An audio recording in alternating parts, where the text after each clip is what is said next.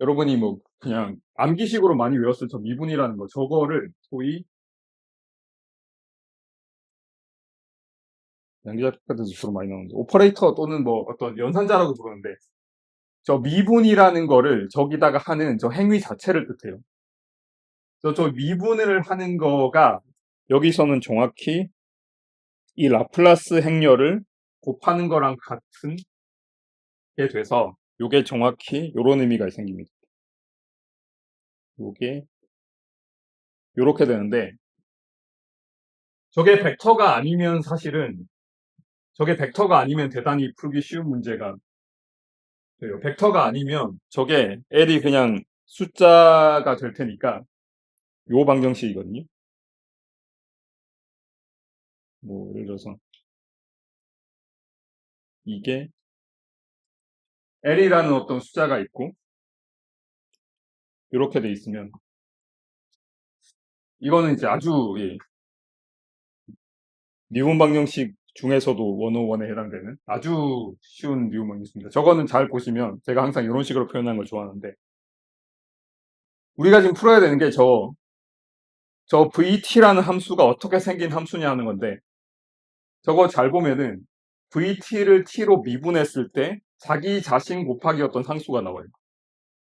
우리가 미분했을 때 자기 자신 곱하기 어떤 상수가 나오는 함수는 지수함수 속에 저걸 넣으면 됩니다. 그러니까 저 L이라는 게 없으면 저거 그냥 익스포넨셜에 지수함수의 그냥 t인데, 저게 L 때문에 뭐가 되냐면 이거는 그래서 일반적으로 여기다 어떤 상수가 붙고 지수함수에 LT 요 함수입니다. 저거 미분해보면 L이 밖으로 나오고 자기 자신 그대로 있으니까 만족하죠.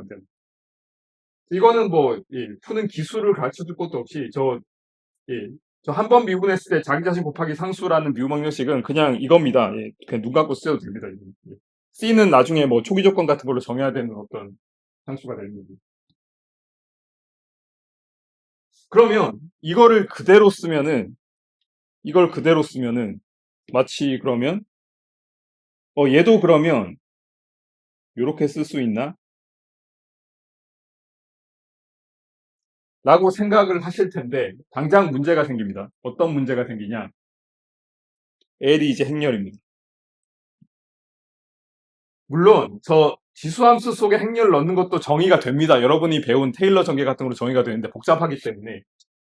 게다가 여기는 이제 어떤 문제가 생기냐면 그거를 이제 얘기할 텐데, 우리가 여러분이 나중에 이제 많이 배우는 미분 방정식의 형태가 뭐냐면 x1이라는 거, xy가 나겠습니다.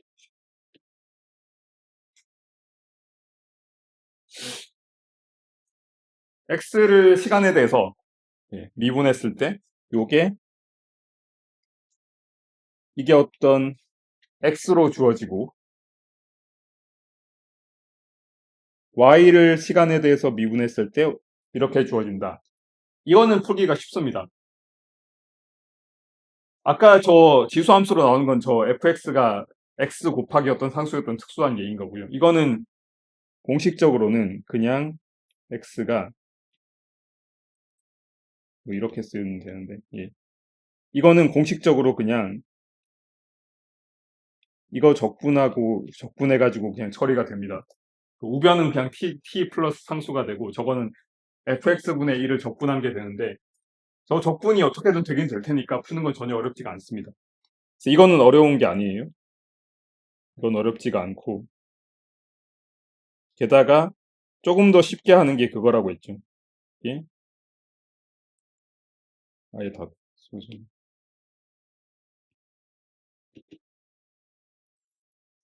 이게 예를 들어서 C1 곱하기 X, 이게 C2 곱하기 Y다.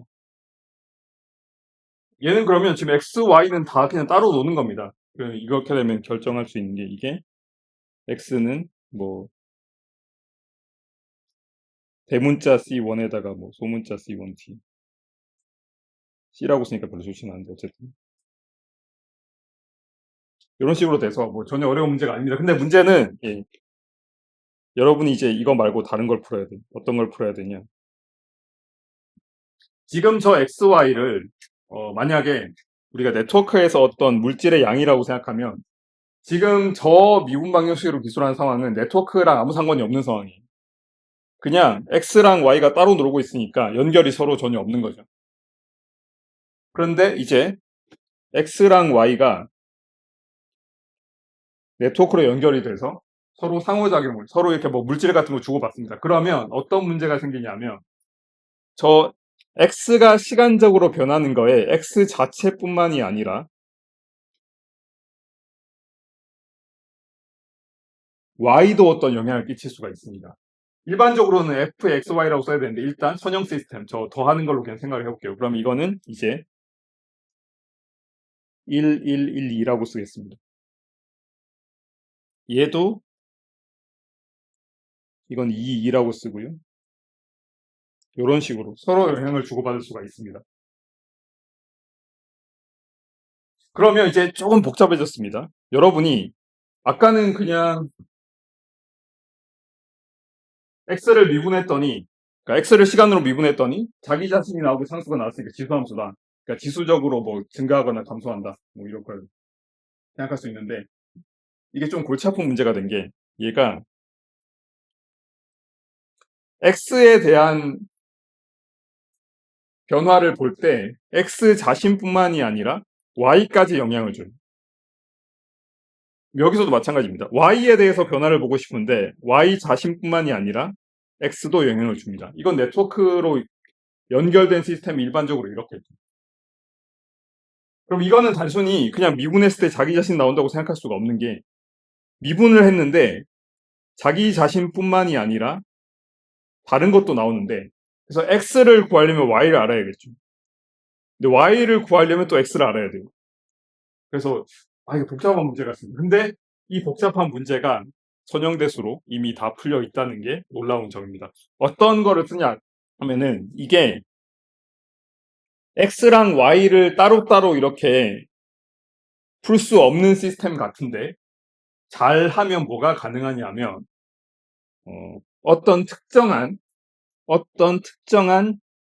ax 더하기 by라는 조합이 있어가지고 저 a랑 b를 잘 골라주면 어떤 일이 생기냐면 ax 더하기 by라는 이거 자체를 예를 들어서 뭐 대문자 x라고 이렇게 쓰면은 요거를 미분했을 때 이게 ax 더하기 by가 그대로 나오고 여기에 어떤 새로운 어떤 c3라는 상수에 이렇게 비례하는 요런 게 나오게 만들 수 있다는 거예요. 저게 a, b를 잘 정하면. 그래서 이렇게 하면은 이게 x가 뭐 c3에다가 c3t 이렇게 되겠죠.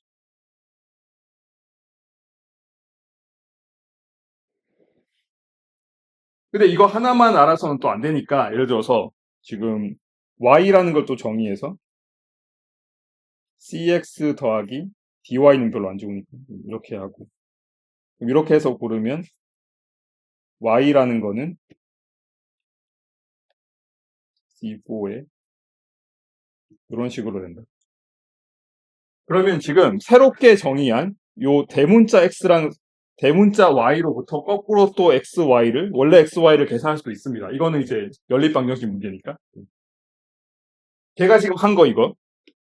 여러분은 이런 식으로 생각을 잘 안 하고 사실은 배울 때도 그렇게 잘 안 배우는데 절묘하게 A랑 B를 잘 골라서 조합을 해서 요런 꼴을 만드는 거 요게 정확히 여러분이 선형대수나 수리물리에서 배웠거나 배우게 될 소위 아이겐밸류 프로블럼 또는 고유값, 고유벡터, 아이겐벡터 프로블럼이 정확히 요 A, B 조합을 찾는 그 문제가 되는 거예요.